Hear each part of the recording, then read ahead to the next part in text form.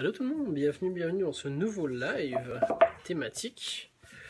On va faire comme d'habitude, on va prendre son temps puis on va attendre qu'il y ait quelques personnes, histoire que vous ne manquez rien. Sachant qu'aujourd'hui on va parler de tout ce qui touche les mangas, mais sans en vraiment être, mais on s'en est vraiment. On va épiloguer là-dessus. Et on va regarder ensemble de quoi ça touche, de quoi ça parle, qu'est-ce qui les différencie ensemble. Et surtout, on va parler de BD, de manga, de manhwa et de mangfra ou de frangma, dépendamment de comment est-ce que vous l'appelez, tout simplement. Allô Marie, bienvenue. Faites-vous savoir, guys, on va encore entendre un petit peu. Je vois que les gens commencent tout doucement à arriver.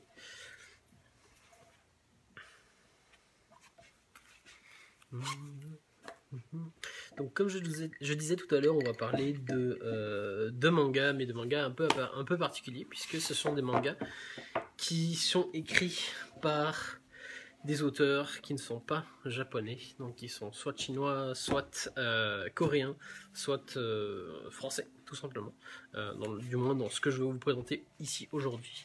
À savoir que c'est un terme qui englobe pas mal de choses pour le coup, et qui sont tous une signification différente, mais en même temps pareil. Allô Bruno, allô Marianne, bienvenue. Donc, techniquement, quelle est la différence entre tous ces termes, entre cette terminologie finalement, à savoir que c'est tous des BD, ça désigne tous pas mal des BD ou un manga, ou ce qui se rapprocherait le plus en fait d'un manga. À savoir que on pourrait s'y confondre avec notamment le terme pour les mangas coréens et pour les mangas chinois pour le coup. Donc ça se dit exactement de la même façon, mais ça ne s'écrit pas de la même façon. Donc c'est assez mélangeant. Sachant que le manhwa avec un W, donc M-A-N-H-W-A, c'est pour désigner les mangas qui sont écrits par des auteurs coréens. Et allô Nicolas, bienvenue. Allô à tous ceux qui nous rejoignent.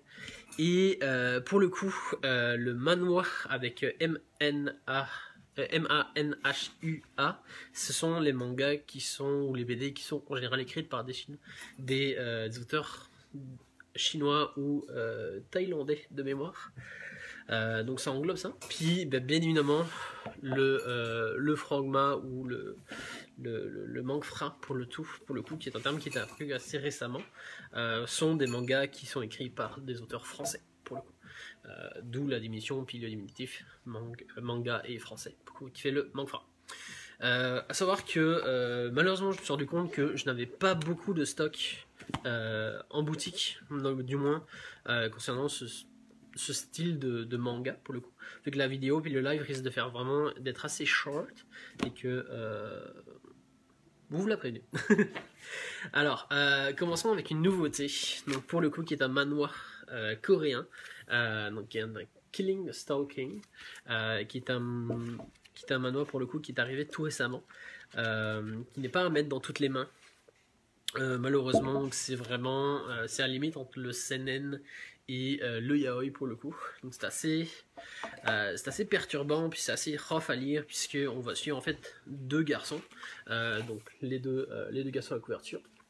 Donc ce jeune homme qui va s'appeler Boom, et l'autre gars ici qui va s'appeler Sangwoo. Excusez-moi pour les prononciations. Mais pour le coup, notre héros principal va tomber sous charme en fait de son camarade, donc il s'avère que lors de leur service militaire, puisque c'est un truc qui est pas mal obligatoire en Corée du Sud pour le coup, nos deux héros finalement vont être par pur hasard en fait se retrouver dans la même unité, dans la même caserne en fait, ce qui fait qu'ils vont pouvoir en fait se côtoyer puis commencer à apprendre à se connaître. Donc, de cette expérience et puis de ce vécu là, notre jeune héros en fait va commencer à développer des sentiments pour notre deuxième protagoniste, qui va très très vite en fait mener à des sentiments très malsains, ou du moins une attitude malsaine vis-à-vis de ces sentiments-là, et un peu cette recherche du fait que notre héros en fait s'étonne un peu qu'il ait ce genre de sentiments, et qui va le pousser à aller toujours de plus en plus loin dans le côté malaisant. Donc un moment où ça va commencer avec notamment des sentiments, ça va aller sur le côté sexuel aussi, et ensuite de ça, ça va aller jusqu'à au moment où notre héros va, par un certain machination, si on peut dire ça, entrer dans la maison de notre deuxième protagoniste, qui va faire qu'à partir de ce moment-là, à partir de cette action-là, en fait, de ce geste-là, finalement, tout va s'enrayer et tout va décoller, dans le sens où ça va vraiment être une descente en enfer. Et c'est vraiment là où le manga pogne, et je trouve que, pour le coup, même si c'est malaisant, même si on pourrait aimer ou ne pas aimer, en fait, où c'est là que le manga tire le manhwa, pour le coup, tire son originalité, où on va attaquer une relation malsaine qui ressemble beaucoup au syndrome de Stockholm, en fait, où ça se joue avec les limites, en fait, et c'est ça qui est assez cool en soi, qui à mon avis fait vraiment toute la petite particularité du manhwa, et qui fait que il a quand même eu beaucoup de succès du moment où il était en ligne, parce que c'était un webcomic en plus d'être un manhwa. J'espère que je vous perds pas. Et pour le coup, qui est sorti il y a très très peu. Et pour le coup, en fait, c'est que nos deux héros, en fait, notre héros principal va entrer dans sa maison et va découvrir en fait dans son sol que oui, carrément, Nicolas, c'est assez malaisant. Fait que attendez-vous vraiment à des trucs assez trash là. Fait qu'on parle vraiment de détention, on parle de torture, on parle de potentiellement de viol ou de relations sexuelles non consentantes. Fait que c'est quand même assez tough et assez rough, en fait. Et dans le fond, notre héros va découvrir dans le sous-sol du gars dont il est amoureux une femme bâillonnée et attachée. Donc cette femme-là est séquestrée, et dans le fond, voyant ça, il arrive pour la débâillonner, puis cette femme crie vraiment au secours, aidez-moi, sauvez-moi, il va revenir, puis tu vois que en soi, le gars est très très malsain. Le problème, c'est que en parlant de cette fille-là, au moment où il va pour essayer de la détacher, il se fait choper par notre deuxième héros, qui va à son tour le séquestrer pour essayer de faire taire le secret. Et c'est à ce moment-là que toute cette relation vraiment bizarre et malsaine va commencer, où ça va commencer par il va y avoir des relations sexuelles, il va y avoir de la torture, il va y avoir donc physique et psychologique, et ça va aller jusqu'au moment où même les deux héros en fait vont un peu se mettre à la recherche d'une identité, vont être attirés l'un vers l'autre, et en même temps notre victime, donc notre héros, va se faire même jusqu'à se faire déguiser en femme pour assouvir tous les désirs de notre deuxième héros. Donc si vous vous lancez vraiment sur ce genre de lecture, soyez avertis, c'est vraiment vraiment pas pour tout le monde. C'est assez rough, il y a même c'est ça, il y a un public averti. C'est pas non plus totalement un yaoi, c'est assez rough, ouais. C'est assez tough à classer. On en avait parlé avec Bianca, qui disait que bah oui, c'en est un, mais finalement non, c'en est pas un. Fait que à vous de voir, à vous de juger, sachant que ça remplirait potentiellement les conditions pour le considérer comme un yaoi, comme ça pourrait le remplir pour être un seinen, voire un dark seinen. Fait que je vous laisse faire votre opinion là-dessus si vous voulez vous lancer sur la lecture. Donc Killing Stalking, qui est sorti tout dernièrement, il y a quelques jours, il me semble. Alors, on va rester sur les... On va garder le meilleur pour la fin, bien évidemment. Alors, on va y aller avec donc un manga français pour le coup. Donc on va aller sur Outlaw Player, donc qui est un manga qui est quand même sorti, ça fait déjà un moment en fait. Michel qui me dit c'est juste mal 5 ans. Ça dépensait plus que ça, t'as vraiment un chamboulement psychologique autour du fait que même si notre héros se fait torturer, c'est à la limite du masochisme et de la sodomie, c'est très complexe. C'est vraiment, tout se base sur le côté psychologique, sur le fait que le héros est moitié pour, moitié contre parce qu'il se fait torturer, mais tu sais, de cette torture-là et du syndrome de Stockholm, en fait, va faire que il va y trouver un certain plaisir, puisque il va être avec la personne dont il est amoureux. Fait que c'est vraiment plus sur le plan psychologique que l'histoire va commencer à se développer et qu'on va voir l'évolution de cette relation et sur quoi ça pourrait mener au bout du compte. Avec un côté un peu policier aussi, ou dans le sens où notre héros va croiser à plusieurs reprises, notre deuxième héros va croiser à plusieurs reprises un policier de quartier qui, pour le coup, va se douter de quelque chose, mais sans plus. Fait qu'il va avoir des indices, des trucs, des hints qui vont être donnés, qui pourraient le mener vers cette piste-là du fait qu'il séquestre deux personnes. Fait que, comme je dis, c'est vraiment pas à mettre dans toutes les mains. On aime, on n'aime pas. Mais vraiment, le gros plus de l'histoire, pour moi, c'est vraiment ce côté psychologique qui est développé autour de ça. Et qui peut être malsain, mais qui, d'un côté, ne l'est pas pour notre héros. Donc, on reprend. Outlaw Player.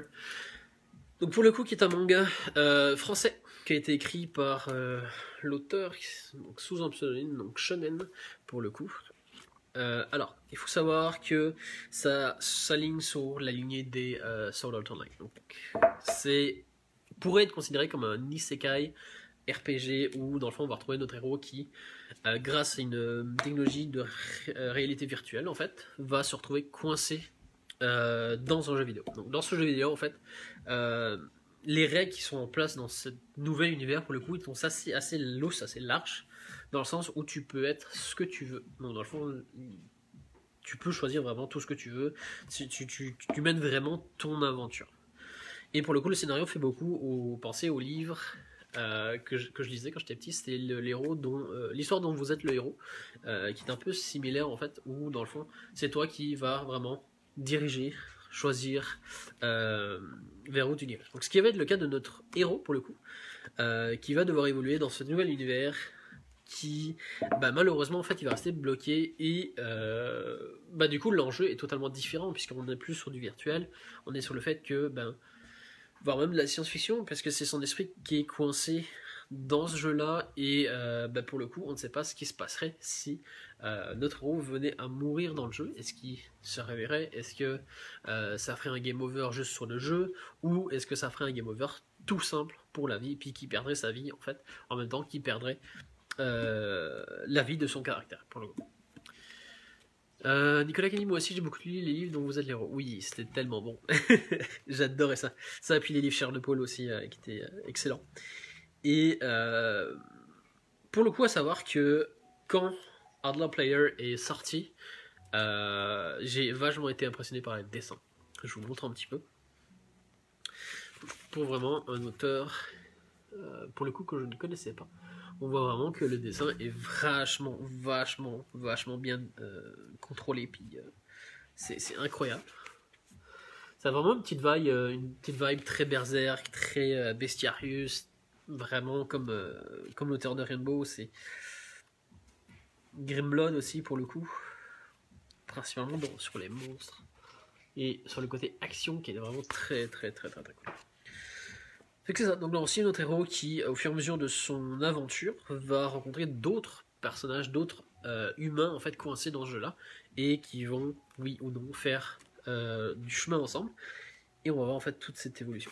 C'est très beau. J'ai genre un feuillet, puis je capote sur les dessins. C'est vraiment un dessin plus que professionnel. Je vous montre encore. Surtout le bestiaire qui est vraiment incroyable.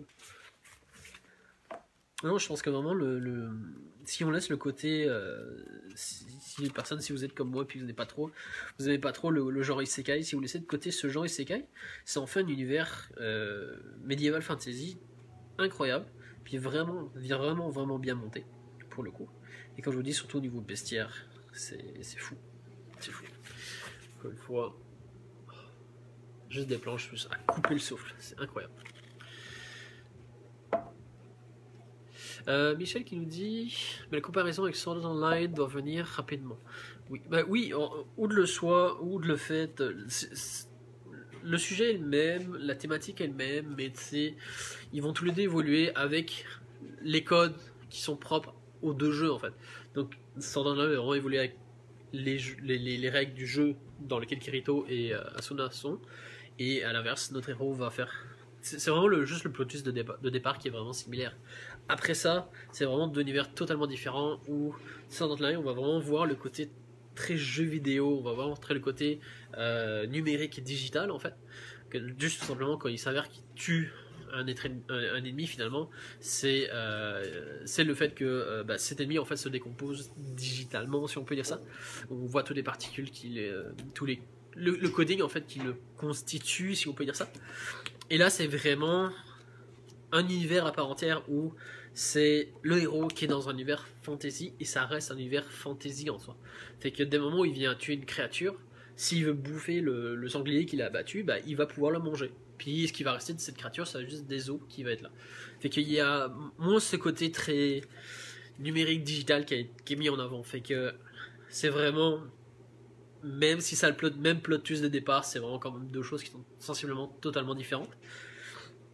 Et bah, juste l'ambiance, encore une fois, je vous remonte les dessins, mais je veux dire, on trouve pas ce genre de créature, ce genre de bestiaire dans SAO.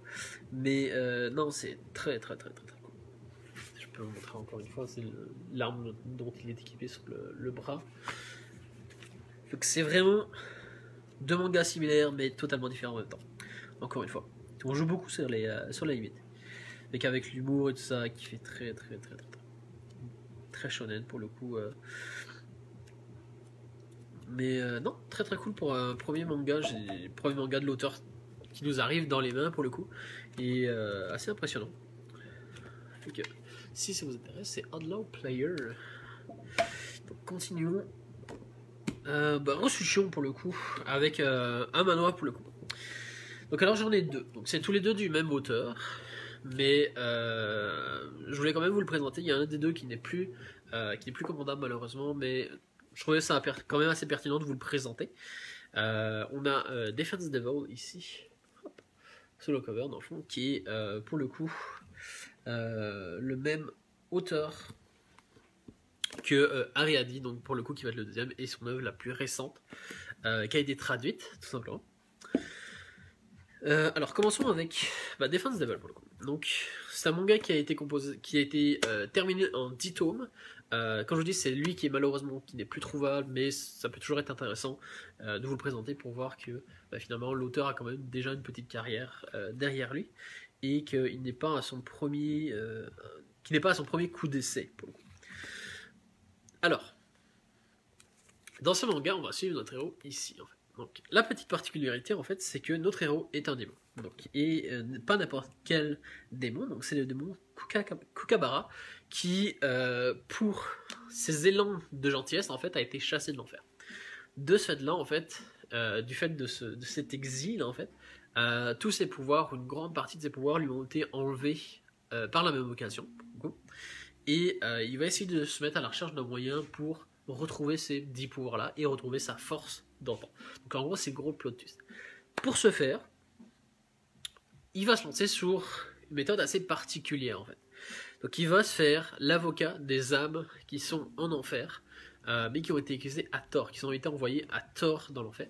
Et du fait de cette rédemption en fait, et du fait que l'âme ait été finalement graciée en fait, il va en fait récupérer les pouvoirs, tout ce qui est associé à l'enfer autour de cette âme en fait, tout simplement, qui va faire que petit à petit en fait, il va récupérer ses pouvoirs de plus en plus. Donc ça c'est le gros plot twist. À savoir que plus on avance, plus il va y avoir de l'intrigue, plus ça va être important, plus on va s'avancer dans le scénario. Même chose au niveau dessin, c'est incroyable. Donc l'auteur n'est vraiment pas à son premier manga. J'essaie de retrouver on peut voir ici. Donc on peut voir que le dessin est quand même très très cool. C'est un dessin qui fait vraiment penser au dessin de Ogreat, de l'auteur qui fait les dessins de Bakemonogatari, de Ergir et de plein d'autres. Björk Trinity entre autres. Et on va retrouver finalement ce genre de planche qui est juste comme incroyablement belle, bien dessinée pour le coup. Donc il y a vraiment un sens du détail, une minutie qui est vraiment incroyable. Qui est vraiment juste tellement bon.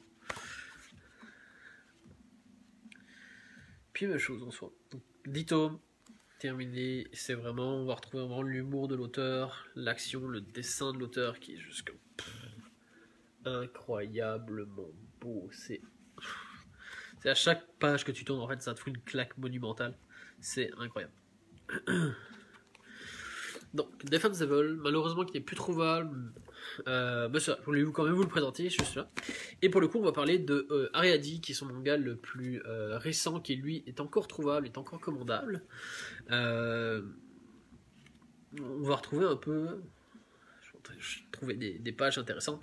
On va retrouver évidemment le même style de dessin, juste incroyablement beau, qui en jette,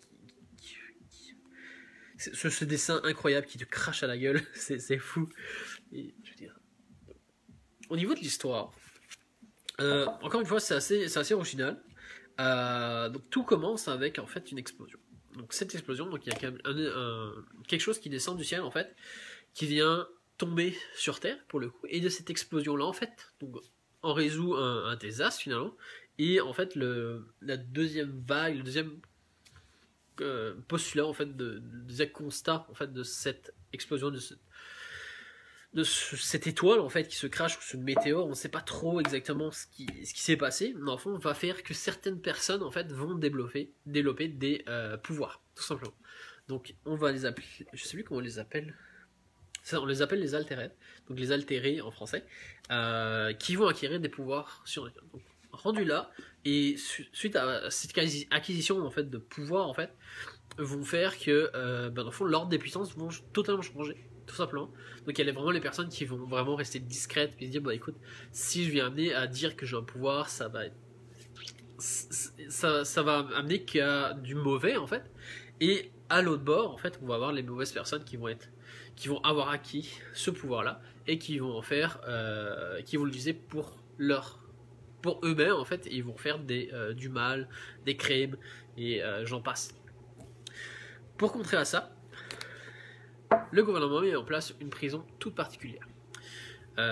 Et en fait, ils ont mis en place une loi qui fait que chaque personne qu'on apprend, enfin, chaque personne qui est dénoncée au gouvernement, ou qui on apprend qu'il a ce genre de pouvoir-là, justice ou pas, bien ou mal ou pas, que tu le gardes ou que tu l'aies jamais utilisé, ou que tu l'utilises pour faire le mal ou le bien, tu es en prison, tu es déporté en fait dans cette prison-là, qui s'appelle la prison Ariadne, qui porte le nom du manga. Et l'entièreté en fait de l'histoire va se passer sur cette île-là, qui dans le fond où les prisonniers pour le coup vont vivre une vie sensiblement normale finalement, mais ils vont être mis à part, ils vont être exilés de la communauté du reste des personnes normales en fait qui n'ont pas de super pouvoir. De ce fait là, on va suivre l'histoire de deux héros, tout simplement. Donc on va suivre l'histoire de ce gars-là et de je vous montre ici, et de notre héros ici, tout simplement.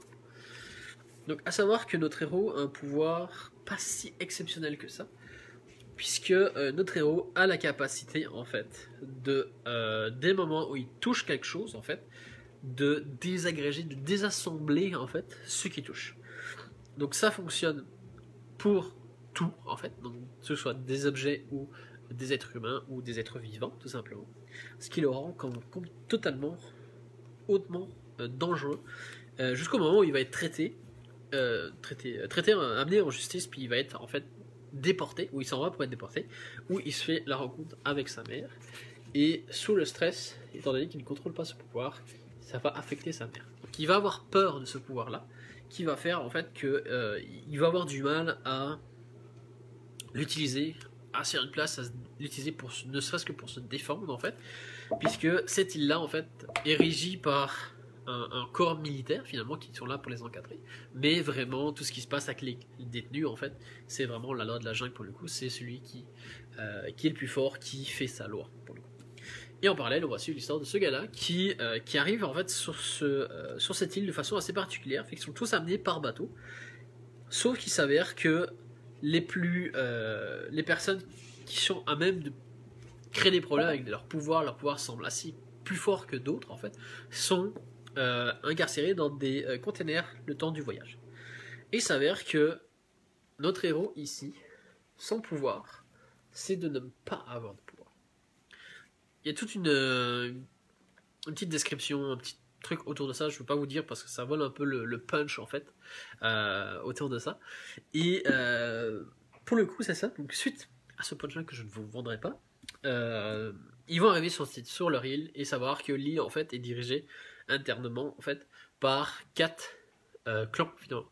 Chaque clan est dirigé par un chef pour le coup et nos héros en fait vont faire un 5e clan et ils vont essayer en fait de briser un peu cette chaîne de la loi de la jungle finalement et cette chaîne de pouvoir du plus fort finalement pour essayer de vivre en harmonie sur cette île et potentiellement essayer de s'évader finalement tout simplement et de retrouver un semblant d'humanité, un semblant de droit finalement que malgré le fait qu'ils ont des pouvoirs, ils sont autorisés à vivre normalement finalement tout simplement. Alors, à savoir que c'est une série qui est terminée en 14 tomes de mémoire qui se divise en 2 parties. Ça m'avait un peu turn off à l'époque, mais finalement la fin de l'histoire moi je l'ai bien aimé, assez cool. L'auteur se fait un petit kiff vraiment sur les 2-3 derniers tomes. Je vais vous montrer des images encore une fois. Genre c'est tellement beau, genre c'est tellement fou. J'adore les dessins. Encore une fois, c'est les mangaka coréens, ça ne m'a jamais déçu. Niveau de dessin, c'est incroyable. Et pour le coup, c'est ça. Donc le manga est terminé en 14 tomes. L'auteur se fait un petit kiff au niveau. Je pense que c'est les deux derniers tomes, donc le 13 et le 14, où il réintègre du nouveau en fait dans son scénario, sans vous dire quoi, qui pourrait en fait en refroidir un ou deux, mais qui finalement genre se termine super bien. Et je trouve que ça se prête quand même assez bien sur le truc. Ça se fit bien au scénario de base. Donc c'est ça, pour le coup, donc Ariadne ici et Defense Level ici, qui sont les 2 mangas du même auteur. Donc tout en sachant que c'est toutes les 2 des collaborations, donc c'est à chaque fois 2 auteurs, donc le même auteur en fond qui est au dessin, tout simplement. Alors, allons-y avec le plus populaire, il fallait y passer, c'était indéniable. Il fallait que j'en parle, donc on va parler de Radiant. Alors, qu'est-ce que je peux vous dire sur Radiant? Déjà, c'est de la bombe. Objectivement parlant, c'est de la bombe. J'adore vraiment beaucoup le dessin de l'auteur. C'est, selon moi, sans vouloir lui jeter trop de fleurs, c'est vraiment le mangfra plutôt. Je m'y perds dans la terminologie, qui ressemble plus pour moi à un shonen japonais. Alors j'ai plusieurs petites anecdotes autour de ça, puisqu'on avait eu l'occasion à l'époque d'avoir Tony qui venait en boutique pour faire des dédicaces, et il s'avérait que c'est de fil en aiguille, étant fan, j'ai mes livres dédicacés, et puis je jasais un peu avec lui. À savoir que quand je dis que c'est un manga qui ressemble le plus à un shonen, en fait, qui pourrait le plus, si on vous dirait pas genre c'est écrit par un auteur canadien techniquement maintenant avec l'île de Canada puis sa nationalité, par un manga français en fait, ça en ferait un manga japonais. Et il s'avère que lors d'un de ses voyages au Japon, puisque Radiant a été édité au Japon, et il me semble que c'est le premier manga français, du coup canadien, à être traduit en japonais. Et pour le coup, il a rencontré d'autres fans, des fans de sa série pour le coup, qui lui ont dit au début, écoute, je pensais que c'était un manga japonais, tellement la ressemblance est assez incroyable, tellement la ressemblance est flagrant pour le coup. Je peux montrer encore des dessins. À savoir que c'est pas la première œuvre de Tony. Savoir que c'est vraiment la dernière œuvre qu'il a écrite, qu'il a déjà un passé d'artiste et de dessinateur pour le coup. Il a fait des BD, il a fait plusieurs projets, plusieurs œuvres en fait autour de ça. Et il s'avère que Radiant c'est vraiment ce qu'il a fait connaître finalement. Donc, il a vraiment surfé sur la vibe de la popularité du manga et il a trouvé la recette gagnante qui a fait que les gens sont directement accrochés en fait au manga. Nicolas qui nous dit, Michel qui nous dit j'adore Radiant, Nicolas aussi, on aime tellement Radiant, ouais non j'adore la série. Pour vrai. Je suis pas à jour parce que je me garde les derniers tomes pour lire tous une batch, mais je pense c'est quoi, c'est les... Je pense que je dois avoir les 9 ou les 8 premiers tous dédicacés, fait que par Tony, fait que c'est vraiment des petites œuvres collector dans ma collection et tout. Et à savoir, pour la petite anecdote, pour le coup, puis que je lui ai demandé, je l'ai un peu questionné, puis je l'ai un peu... je peux aller à la pêche aux informations. Et il s'avère que de ses propres dires, Radiant, en fait, était le dernier bête qui... Michel. on va retenir l'essentiel comme quoi tu aimes bien Radiant. Mais il s'avère que j'ai pu lui parler personnellement et vraiment je suis allé un peu à la recherche aux informations. J'aime ça m'intéresser sur les auteurs que j'aime, sur ce qu'ils ont fait, comment est-ce qu'ils ont amené leur processus de création, comment est-ce qu'ils sont arrivés à écrire en fait leur œuvre, quel était le concept de création, la mentalité en fait, l'ambiance dans laquelle ils ont créé ça. Et il s'avère en fait que Radiant pour Tony était vraiment son dernier guess en fait.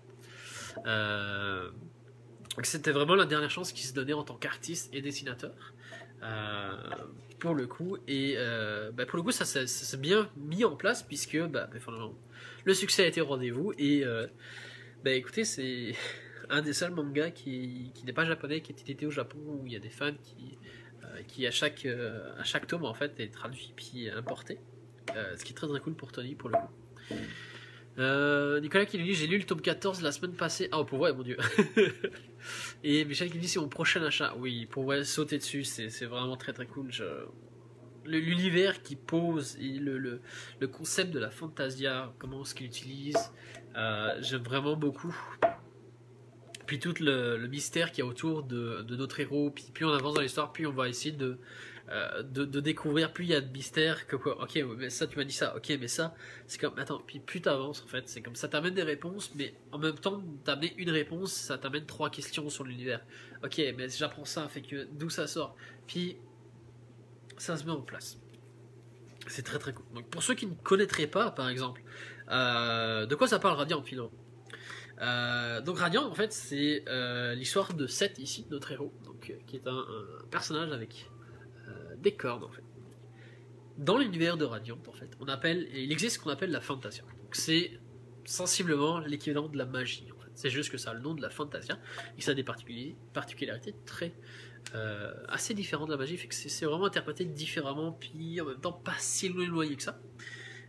Et il s'avère qu'en fait en parallèle de la magie en fait, il y aurait des créatures qu'on appelle des Némésis. Les Némésis sont des créatures qui sensiblement ont une affinité avec le fantasia. Et il s'avère que c'est aussi un fléau, en fait. Puisque ces Némésis-là, en fait, à des intervalles random, de façon aléatoire, partout dans le monde, en fait, tombent du ciel. Et on ne sait pas pourquoi. C'est un des plus gros mystères de l'univers de Radiant, enfin, à date, de fond. Puis même au tome 14, on commence tout doucement à apprendre un peu, mais même rendu là, en fait, ça reste un mystère total, en fait. Et il s'avère que quand ces Némésis tombent sous forme d'œufs, en fait, tombent sur Terre, éclosent, puis ça fait... je peux vous le montrer, attendez, j'essaie de vous retrouver ça. Et pour le coup, le Némésis explose, naît éclos, et tout ce qui en autour en fait de ce Némésis, si je peux vous montrer ici justement. Donc c'est pour le coup c'est une balle en fait, mais c'est clairement un œuf où on voit que la coquille se craque et tout. Et ce qui en sort tout simplement, C'est ça un Nemesis. Donc c'est des espèces de créatures, donc elles ne ressemblent pas toutes à celui-ci, mais qui ont des affinités avec le Fantasia. Donc le problème, c'est que une fois que ce Nemesis tombe, en fait, la Fantasia, dans un certain périmètre, en fait, pulse, puis c'est gorgé de Fantasia, en fait. Qui fait que chaque personne qui est touchée par ce phénomène-là, en fait, ou une partie, en fait, va avoir, je sais plus comment ils appellent ça, mais en fait c'est un peu comme une espèce de petite maladie en fait qui fait que je sais plus comment ils appellent ça. Dommage. Mais en fait c'est ça, c'est qu'il va y avoir toujours une petite modification magique qui va être apportée au personnage. Donc pour notre héros, bah, on peut imaginer, ça n'a pas été encore confirmé, mais on peut imaginer que ce soit les cornes. Ou bah, tu sais, pour un autre personnage qui va arriver plus tard, c'est le fait c'est le fait qu'elle change d'humeur. Pour un autre personnage, ça va être autre chose. Qui fait qu'ils ont tous une petite particularité physique plus ou moins intéressante ou pas, en fait, ou bénigne ou pas, ou ça peut aller changer complètement à métamorphose partielle, globale ou totale, en fait, à juste un petit truc de rien du tout, pour le coup. Donc Bioshock est tellement apprécié qu'il est animé que je n'ai pas encore vu. Il y a beaucoup de gens qui batchent, qui crient au scandale avec l'animé, pour le coup. Je suis pas du tout d'accord avec cet avis. Alors j'ai pas tout vu, j'ai juste vu les premiers épisodes, mais des premiers épisodes les gens ils criaient genre non c'est pas fidèle au manga, c'est pas très cool, il y a des trucs qui sont rajoutés, machin. Bah, tout le contraire en fait. J'ai vraiment adoré le manga est très très fidèle selon moi. Il y a des trucs qui sont rajoutés, donc ça c'est indéniable. Mais en soi, ça suit la trame, ça aide la trame, il y a pas de. Ça dévie pas en fait de l'histoire principale. Et bah, très très cool pour le coup, l'animation est sympa. Non, rien à redire pour le coup. Rien à redire à l'animé. Mais bon, écoute, c'est les goûts et les couleurs encore une fois. Hein. Mais donc c'est ça. Donc, pour revenir au petit résumé, donc les Nemesis qui tombent du ciel, qui sont gorgés de Fantasia, et qui pour le coup, notre héros en fait, suite à ces événements-là, dans le fond la Fantasia est associée à ces fléaux, à ce chaos-là en fait qui en découle finalement. Et pour le coup en fait, tous les sorciers en fait, ou toutes les personnes qui ont ce genre de modifications magiques en fait, comme je parlais tout à l'heure, sont un peu exilés du monde en fait. Donc ils sont accablés par les reproches par les gens normaux, ils sont mis à l'écart, ils sont vraiment maltraités, ils sont vraiment mis au banc de la société finalement. Et qui va faire que notre héros va décider de se lancer dans une quête en fait. Et cette quête-là en fait va avoir pour but, va avoir deux buts en fait. Donc le premier, ça va être de redorer un peu l'image des sorciers et de montrer que bah, finalement on est juste des gens normaux avec des pouvoirs, fait qu'il y a aucun, il y a aucun moyen de, comme il n'y a pas raison en fait de subir cette oppression puis ce bully en fait. Et d'un autre côté, notre héros va essayer, va se donner pour mission de trouver le berceau des Nemesis, savoir d'où ils viennent, pourquoi ils existent, le pourquoi du comment, et ils sont droppés sur Terre, pourquoi ils s'empruntent aux êtres humains. Fait que tout le mystère autour des Nemesis, de la Fantasia, qui va essayer de la percer et de savoir ce qu'il en est, tout simplement.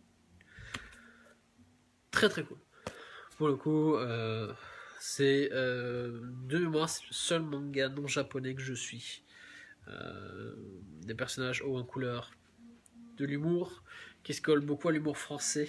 À la limite, ça pourrait être le seul petit reproche qu'on pourrait lui donner. Donc il y a des expressions, du verlan un peu de temps en temps, mais ça gêne en rien l'œuvre. Pour vrai, c'est aisément comprenable par tout le monde. Les personnages sont très très cool. Quand je vous disais en couleur, ils sont vraiment très très cool. Fait que si vous voulez vraiment une vibe très shonen, n'hésitez pas, c'est très très cool. Très très cool. En sachant qu'il y a 14 volumes qui sont sortis à date et qu'on attend le 15e qui j'espère ne devrait pas tarder pour le coup. Et on va terminer par un auteur que j'aime beaucoup également. Donc ça va être le dernier auteur qu'on va parler. On va parler de Boichi. Alors, c'est assez touchy puisque oh attendez, je reviens sur vos questions. Nicolas qui nous dit tu n'es Carsifona de la canadienne Huangshin. Elle est de l'Ontario. Attends. Si je me souviens bien, je l'ai pas encore lu, mais ça m'intrigue. Et puis c'est toujours cool des mangas de chez nous. Oui, et puis ça donne un petit vent de fraîcheur. Puis c'est des visions de la vie différente en fait. C'est des visions potentiellement d'une même chose totalement différente. Fait que c'est toujours pertinent, puis c'est toujours très cool en fait à découvrir, puis à voir comment tel ou tel auteur en fait, avec son imagination, on va aborder telle ou telle thématique en fait. Michel qui lui dit c'est pas trop relou. Non, pour ouais, genre ça gâche en rien le plaisir de la lecture. Mais pour revenir sur ta question, Nicolas, oui, je sais qu'il était rentré en boutique, Carsifona. Ça m'avait pas tant marqué à l'époque, mais je sais plus. Mais je pense que ça parle aussi de magie, puis d'un univers fantasy. Fait que ça avait un scénario assez prometteur, mais vu qu'on avait eu le début, j'avais pas poussé plus que ça la lecture. Mais non, c'est ça. Mais quand je vous dis, il y en a plein que j'ai en tête, mais que j'ai pas ici, fait que je peux pas vous montrer, je peux pas vous en parler. Il y a aussi The Breaker que j'aurais bien voulu parce que, mais on l'a pas ici, tu sais. Genre, il y a plein de séries qui sont très très cool. Puis de plus en plus, ça devient quelque chose qui devient de plus en plus populaire. Pour le coup, c'est des œuvres qui commencent tranquillement à sortir en fait de leur pays d'origine. Donc je parle pour les manois et les deux sortes de manois pour le coup. Et on voit tranquillement pas vite qu'il y a vraiment un public. En fait, les gens sont intéressés par ce genre d'histoire, par ce genre de concept, par ce nouveau genre d'histoire pour le coup. Et je pense notamment à Solo Leveling qui en est un aussi pour le coup. Donc je pense qu'il y a un animé, il y a ce qui est un webcomic à la base. Donc, en prenant le terme grossièrement pour le coup. Et qui va bientôt arriver un manga qui a été repris, qui a été traduit et il va commencer à sortir en fait un manga. Fait que pour tous ceux qui connaissent la série, qui aiment la série, il s'en vient. J'ai pas la date exacte en tête, mais il s'en vient. Normalement, je pense que c'est cette année. Et pour le coup, il était aussi de mémoire un manoir qui est écrit en ligne pour le coup. Et on voit tranquillement pas vite que c'est quelque chose qui s'en vient en fait. C'est vraiment, c'est un peu comme les light novels en fait. Au début c'était très timide, les gens ne savaient pas trop vers quoi se diriger. Ça commençait, puis tu sais, on en avait 2, 3, pas plus. Puis là, tranquillement, pas vite, ça s'en vient en fait. Puis juste là, la bibliothèque, c'est rempli de light novel. Ça s'en vient. Ça prend du temps, mais ça s'en vient. Fait que à l'avenir, c'est quelque chose qui va devenir vraiment beaucoup plus récent, beaucoup plus ponctuel, puis beaucoup plus normal, si on peut dire ça. Mais pour le coup, terminons avec Boichi, parce qu'il faut pas que je loupe l'heure, parce que couvre-feu, hein. Mais bref, Boichi, pour le coup, qui est un auteur que j'aime vraiment beaucoup, puis c'est un amoureux de la science-fiction. Alors, c'est un peu tricky, puisque, et je triche un peu, puisque Boichi est coréen, en fait, mais il me semble qu'il vit au Japon, fait que ça en fait un manga sans vraiment l'être. À savoir pour le coup que plusieurs de ces histoires sont publiées dans des magazines japonais pour le coup, vu qu'il vit au Japon. C'est le cas de Dr. Stone, qui est publié dans Shonen Jump, il me semble, si je dis pas de bêtises. Il y a tellement de magazines. Il y a eu Sunken Rock, pour le coup. Donc, je vais essayer de pas trop vous le montrer, Sunken Rock. Et dernièrement, il y a Origin, qui était ces 2 derniers mangas avec, pour le coup, Dr. Stone, qui était en parution. Origin s'est terminé au Japon et est terminé ici en français, pour le coup, qui est le manga qui m'a vraiment fait réconcilier avec l'auteur. J'avais lu au début Sunken Rock, j'avais trouvé très cool. C'est GTO-like pour le coup, mais en beaucoup plus sombre, beaucoup plus charismatique, je trouve. Puis on a moins ce côté très classe, très élève, c'est vraiment du seinen pur et dur. Puis l'auteur se fait vraiment des petits kiffs des fois. Et grosso modo, pour ceux qui ne connaîtraient pas Sunken Rock, on va suivre l'histoire de Ken ici. L'histoire commence où Ken est amoureux d'une fille. Cette fille-là, en fait, donc ils vivent tous les deux au Japon, et il apprend en fait que cette fille-là, en fait, décide de retourner en Corée pour devenir policière. Il fait il fait juste suivre son cœur finalement. Il se dit bon écoute, je claque tout, je quitte tout et je pars en Corée. Je vais suivre la fille et rendu là, je vais mener la vie de rêve, je vais lui avouer mes sentiments, je vais avoir un job incroyable et je vais mener la grande vie en fait, tout simplement. Et il s'avère que arrivé en Corée, c'est tout le contraire, puisque notre héros en fait vit dans une pièce tout simplement entassés sur sur ses détritus, sur ses déchets, tout ça. Tandis que notre héroïne, pour le coup, a mené à bien son rêve et est devenue policière en Corée. Suite à cette rencontre totalement fortuite qu'ils vont faire ils vont tomber l'un sur l'autre finalement. Et Ken, notre héros, va inventer tout un baratin. Je suis propriétaire, je travaille dans une grosse compagnie et tout ça, je gagne bien ma vie, c'est comme, qu'est-ce que tu deviens et tout ça. Et finalement, il va mentir en fait à la fille qu'il aime pour pas perdre la face, tout simplement. Jusqu'au moment où il se rend compte qu'il a menti, puis il faut qu'il lui avoue la vérité, je peux pas lui mentir à la femme que j'aime, c'est intolérable. Et pour le coup, en fait, il va se faire approcher par un gang. Ce gang, dans le fond, qui est des mafieux coréens, pour le coup, va l'approcher et vont essayer de le recruter. Donc c'est un gang qui commence, qui débute, puis pour le coup, il l'aborde c'est dans un restaurant qu'il l'aborde, puis il dit, écoute, j'ai vu comment t'es fait, j'ai vu un peu comment...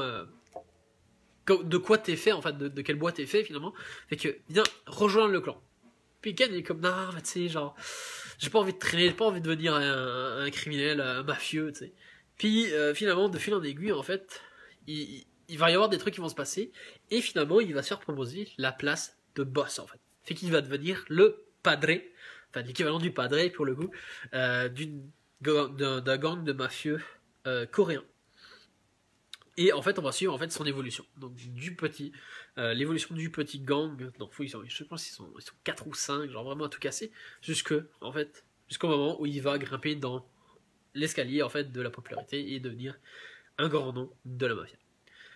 Très très cool. Si vous aimez le furio en fait, tout simplement, la baston, si vous aimez les codes d'honneur, c'est vraiment la voix du Bushido, la voix chevaleresque en fait, c'est ce qu'il vous faut. Son Kenrock, très très cool.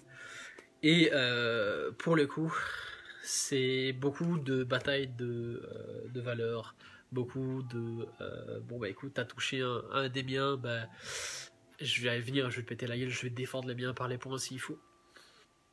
Très très cool. Encore une fois, vous pouvez mettre ça dans toutes les mains parce que l'auteur des fois se fait vraiment plaisir sur le côté ecchi et le sexuel en fait de ces personnages féminins, mais vraiment des fois dans des poses genre totalement scandaleuses. Mais c'est ça. Donc vraiment pas vous mettre dans toutes les mains. C'est une série qui est terminée en 23 ou 25, je sais plus. Mais ça, c'est du Furio, mais seinen en fait, tout simplement. Pour le coup, Dr. Stone, plus besoin de vous le présenter, il est assez connu. Il se passe un événement qui pétrifie l'entièreté de l'humanité. Notre héros, plusieurs milliers d'années plus tard, décide de ramener en fait l'humanité à ce qu'elle était avant cet événement-là, et pour ce faire, il va se faire aider par plusieurs personnes, et on va en fait échelonner, et on va avoir en fait l'évolution de la technologie moderne, en fait, simplement de la technologie. Donc ça va partir du feu, ça va partir par la poudre à canon, ça va aller sur les armes à feu, l'acier, le traitement du bois, du bronze, l'invention de la roue, puis on va remonter en fait toutes les inventions que l'humanité a fait depuis l'aube de cette dernière, jusqu'au moment où il va essayer de ramener, dans le fond, son but ultime, ça va vraiment être de renvoyer un homme dans l'espace, tout simplement. Et pour le coup, Origin, donc si vous aimez la science-fiction, c'est le manga qu'il vous faut. C'est très très très très cool. On va suivre l'histoire de Origin ici, notre héros, qui n'est pas humain, qui est un robot.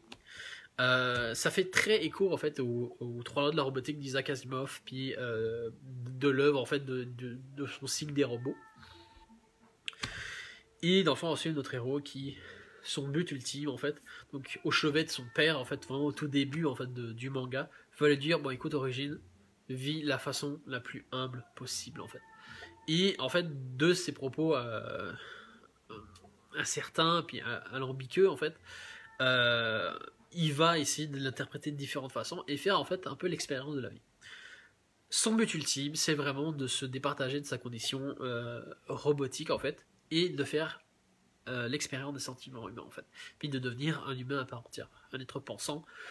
Fait qu'il y a beaucoup de thématiques psychologiques autour de ça, donc la conception du jeu, le fait qu'il se voue en fait entièrement à protéger les êtres humains, qui fait écho à la première loi d'Isaac Asimov. puis des suivantes en fait. Et il va être en confrontation avec d'autres robots en fait, qui eux visent l'inverse en fait, étant donné qu'ils sont des êtres intelligents plus évolués que des êtres humains. Et ça rejoint une petite thématique en fait sur l'IA, dans le fond, que l'IA, on extrapole en fait que l'IA, à un certain moment dans l'histoire de l'être humain en fait, si on fait des IA qui sont capables de penser plus de façon plus intense que l'être humain en fait, va faire que dans le fond l'IA va constamment se perfectionner, ainsi de suite, qui fait qu'au bout d'un moment en fait ça va, l'intelligence artificielle, l'intelligence de l'IA pour le coup, donc l'intelligence de l'intelligence artificielle va dépasser en fait l'intelligence humaine, en fait de tout ce qui est accessible à une intelligence humaine, qui fait que ça va faire des robots toujours de plus en plus puissants et performants en fait. Donc c'est vachement cool. Si vous avez vraiment les thématiques psychologiques, technologiques autour de la science-fiction, c'est vraiment le manga qu'il vous faut. C'est un petit manga, c'est 10 tomes, pas plus. Ça se finit super bien. Il y a, je veux dire, un tiers de psychologique, puis un peu moins de 2 tiers d'action en fait. Donc c'est vraiment très très cool. Puis on va voir, notre héros va évoluer dans un Tokyo en fait évolué, donc futuriste pour le coup, où vraiment les robots font vraiment la partie de la vie de tous les jours en fait, tout simplement. Donc ils sont des mangas qui sont très très cool, sachant que la science-fiction c'est le gros point fort de l'auteur, c'est une thématique sur laquelle il capote littéralement. Il a commencé à s'intéresser à la science-fiction avec Ghost in the Shell pour le coup, qui a été vraiment une claque dans sa carrière, qui lui a révélé que ouais, moi là, en ayant lu ça là, je veux faire de la science-fiction, c'est clair. Fait que l'œuvre est excellemment, genre excelle dans sa maîtrise, c'est incroyable, les dessins sont incroyables parce que c'est Boichi, hein, les dessins sont juste incroyables, juste pour vous montrer le sens du détail, juste au niveau de la musculature, puis il finissait niveau de l'exosquelette et tout, c'est incroyable. Juste les détails, la ville et ça, c'est incroyable, c'est fou, c'est fou.